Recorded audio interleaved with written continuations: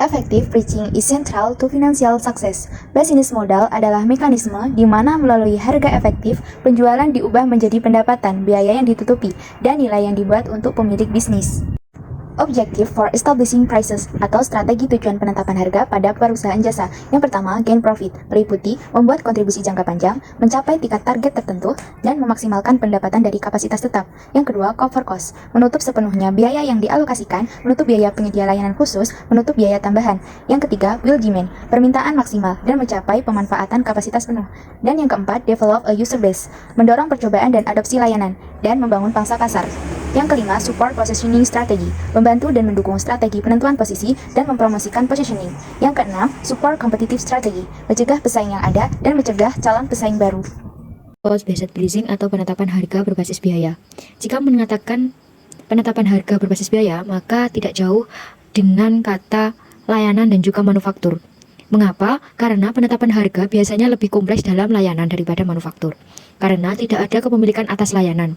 Karena tidak ada kepemilikan atas layanan, maka biasanya lebih sulit untuk menentukan biaya finansial untuk menciptakan proses atau kinerja real time yang tidak berwujud bagi pelanggan daripada mengidentifikasi tenaga kerja, bahan, waktu, penyimpanan, dan biaya pengiriman yang terkait dengan produksi dan distribusi barang fisik. Banyak organisasi jasa yang memiliki rasio biaya tetap terhadap biaya variabel yang jauh lebih tinggi daripada yang biasa ditemukan di perusahaan manufaktur.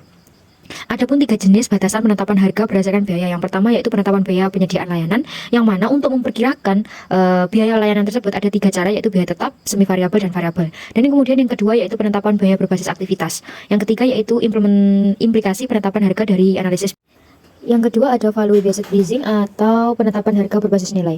Memahami nilai bersih atau understanding net value ketika pelanggan membeli layanan secara tidak langsung, mereka akan menimbang manfaat yang dirasakan dari layanan tersebut dengan biaya yang mereka keluarkan. Atau bisa dikatakan membandingkan biaya yang mereka keluarkan untuk mendapatkan manfaat atau nilai dari layanan yang mereka rasakan. Menurut Valerie Zeigham mengusulkan 4 value, yaitu nilai adalah harga yang murah. Kemudian nilai adalah apapun yang saya inginkan dalam satu produk. Yang ketiga, nilai adalah kualitas yang saya dapatkan untuk harga yang saya bayar. Yang keempat yaitu nilai adalah apa yang saya dapatkan untuk apa yang saya berikan. Reducing related monetary and non-monetary cost atau mengurangi biaya moneter dan non-moneter terkait. Yang pertama, related monetary cost atau biaya moneter terkait adalah pelanggan yang sering mengeluarkan biaya keuangan yang signifikan dalam mencari, membeli, dan menggunakan layanan di atas dan di luar harga pembelian yang diberikan kepada pemasok. Kedua, non-monetary cost atau biaya non-moneter mencerminkan waktu, usaha, dan ketidaknyamanan yang terkait dengan pencarian, pembelian, dan penggunaan layanan. Competition-based pricing atau penetapan harga berbasis persaingan. Yang pertama, price competition intensive first atau persaingan harga semakin intensif dengan meningkatkan jumlah pesaing, meningkatkan jumlah penawaran, distribusi yang lebih luas dari penawaran pesaing dan atau substitusi, dan yang terakhir peningkatan kapasitas surplus di industri. Yang kedua, price competition inhibitors atau penghambat persaingan harga. Yang pertama, non-price related cost of using competing alternative are high atau biaya terkait non-harga untuk menggunakan alternatif bersaing. Yang kedua, personal relationship matter atau masalah hubungan pribadi. Yang ketiga, switching cost are high atau biaya peralihan tinggi. Dan yang terakhir, service are often time at location specific atau layanan seringkali spesifik waktu dan lokasi. Reserving capacity for high yield customer atau mencadangkan kapasitas untuk pelanggan hasil tinggi, yang mana dalam prakteknya manajemen pendapatan juga dikenal sebagai manajemen hasil, menghasilkan penetapan harga sesuai dengan tingkat permintaan yang diprediksi di antara segmen pasar yang berbeda. Perusahaan memerlukan pendekatan yang disiplin untuk menghemat kapasitas mereka dari apa atau daripada hanya menjual berdasarkan siapa cepat dia dapat. Kemudian sistem pengelolaan pendapatan yang rancang dengan baik dapat memprediksi dengan akurasi yang masuk akal berapa pelanggan yang akan menggunakan layanan tertentu pada waktu tertentu di setiap tingkat harga yang berbeda, dan kemudian memblokir jumlah kapasitas yang relevan di setiap tingkatan. Bagaimana kita mengukur efektivitas pendapatan perusahaan pengelola? Kesuksesan dalam pengelolaan pendapatan secara umum didefinisikan sebagai maksimalkan pendapatan per kapita yang tersedia untuk unit ruang dan waktu. Contohnya, hotel mencoba maksimalkan pendapatan per malam. Indeks ini menunjukkan interaksi antara pemanfaatan kapasitas dan tingkat rata atau harga yang dicapai. 2. Bagaimana harga pesaing mempengaruhi pendapatan pengelolaan? Karena sistem manajemen pendapatan memantau kecepatan pemesanan mereka secara tidak langsung mengambil efek dari penetapan harga pesaing. Misalnya, jika sebuah maskapai menetapkan harga terlalu rendah, maka ia akan mengalami kecepatan pemesanan terlalu tinggi. Dan jika pendapatan terlalu tinggi, maka ia akan mendapat pesanan yang terlalu rendah. Elastisitas harga itu ada 2 segmen atau lebih untuk memberikan nilai yang berbeda pada layanan agar pendapatan bekerja secara efektif. Ada 2 macam harga, yaitu price elastis dan price inelastis. Price elastis yaitu perubahan kecil dalam harga yang menyebabkan perubahan besar dalam permintaan. Untuk price inelastik yaitu perubahan harga besar yang memiliki sedikit pengaruh pada permintaan. Untuk yang kedua itu merancang pagar tingkat atau tarif. Peran pagar tarif itu menjadikan pelanggan bernilai tinggi dan pelanggan bernilai rendah sehingga pembeli tinggi tidak memanfaatkan harga rendah. Pagar bisa berupa fisik dan non-fisik. Pagar fisik mengacu pada perbedaan produk yang nyata terkait dengan harga yang berbeda. Contoh lokasi tempat duduk di teater. Yang kedua, pagar non-fisik mengacu pada perbedaan konsumsi, transaksi, atau karakteristik pembeli, tetapi layanan sama saja. Fairness and ethical compliance in service pricing, keadilan dan kepedulian etika dalam penetapan harga layanan. Ada asumsi implisit di antara banyak pelanggan bahwa layanan dengan harga lebih tinggi harus menawarkan lebih banyak manfaat dan kualitas lebih baik daripada layanan dengan harga lebih rendah. Service pricing is complex. Harga layanan itu kompleks. Penetapan harga untuk layanan cenderung rumit dan sulit dipahami. Pendukung konsumen terkadang menuduh bahwa kerumitan ini merupakan pilihan yang disengaja dari pemasok layanan yang tidak ingin pelanggan dapat menentukan siapa yang menawarkan nilai terbaik untuk uang dan karena itu mengurangi persaingan harga.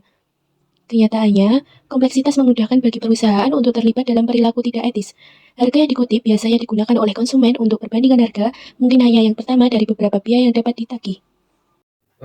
Kejahatan dan hukuman, bagaimana pelanggan menanggapi denda dan hukum. Yang pertama, buat hukuman sehubungan dengan kejahatan yang dilakukan. Yang kedua, pertimbangan faktor yang sudah disesuaikan hukuman. Yang ketiga, fokus kepada keadilan dan kelola emosi selama situasi penalti. Tanggapan ini, konsumen sangat didorong oleh persepsi keadilan mereka. Pelanggan cenderung menganggap hukuman sebagai berlebihan dan merespon secara negatif. Yang selanjutnya, designing fairness into review management, yaitu design fresh soul and references the are clear or fair. Itu perusahaan harus secara proaktif. Selanjutnya, use high publicity, price and firm prices and discount. Itu keuntungan pelanggan umumnya cenderung lebih adil. Tentunya komunikasi consumer benefit of review management. Komunikasi pemasaran harus menempatkan manajemen pendapat sebagai win-win practice. Selanjutnya, ide discount through building product design and strategy, yaitu menggabungkan layanan ke dalam paket secara efektif dan memberikan harga diskon. Selanjutnya, take care of loyal consumer, itu perusahaan harus membangun strategi untuk mempertahankan pelanggan yang berharga, yaitu use service recovery to compensate for overbooking, yaitu banyak perusahaan mengompensasi pembatalan yang tidak diantisipasi dan tidak muncul. How much to charge? Berapa banyak yang harus diisi? Penetapan harga yang realistis sangat penting untuk solvabilitas keuangan. Modal tripod penetapan harga dapat membantu menetapkan harga dasar yang relevan dengan memulihkan semua biaya ekonomi yang relevan pada volume penjualan yang berbeda. Elastisitas permintaan layanan akan membantu menetapkan harga batas atas untuk setiap segmen pasar tertentu dan intensitas persaingan harga di antara penyedia perlu dianalisis sebelum menetapkan harga akhir. What shall be the specific basis for pricing? Apa yang seharusnya menjadi dasar penetapan harga? Yang pertama, price banding. Apakah akan mengenakan harga inklusif untuk semua elemen atau untuk menetapkan harga setiap elemen secara terpisah?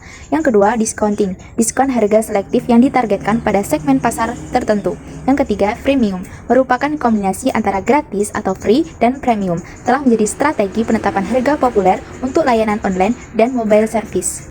Siapa yang harus menagih pembayaran dan di mana pembayaran harus dilakukan? Lokasi pengiriman layanan tidak selalu berlokasi strategis. Misalnya bandara, seringkali terletak agak jauh dari tempat tinggal atau tempat kerja calon pelanggan. Oleh karena itu, perusahaan terkadang mendelegasikan layanan ini kepada perantara, seperti agen perjalanan yang melakukan pemesanan hotel dan transportasi dan memungut pembayaran dari pelanggan.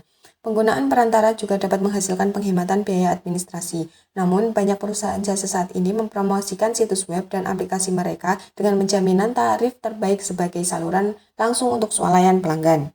Kedua, kapan pembayaran harus dilakukan? Dua cara dasar adalah meminta pelanggan untuk membayar di muka seperti biaya masuk, tiket pesawat, atau perangko, atau menagihnya setelah pengiriman layanan selesai seperti tagihan restoran dan biaya perbaikan. Meminta pelanggan untuk membayar di muka berarti membeli pembayaran sebelum manfaat diterima. Household payment be made. Bagaimana seharusnya pembayaran dilakukan? Pembayaran memiliki banyak bentuk termasuk uang tunai, kartu kredit dan debit, voucher, dan sistem prabayar. Mekanisme pembayaran yang kurang nyata atau segera dapat mempengaruhi total pembelanjaan pelanggan, termasuk untuk item konsumsi diskresioner. Uang tunai dianggap yang paling nyata dan dapat membuat konsumen lebih berhati-hati dalam berbelanja, sedangkan pembayaran melalui ponsel dianggap yang paling kurang nyata dan langsung. Household prices be communicated to the target market. Bagaimana seharusnya harga dikomunikasikan ke pasar sasaran?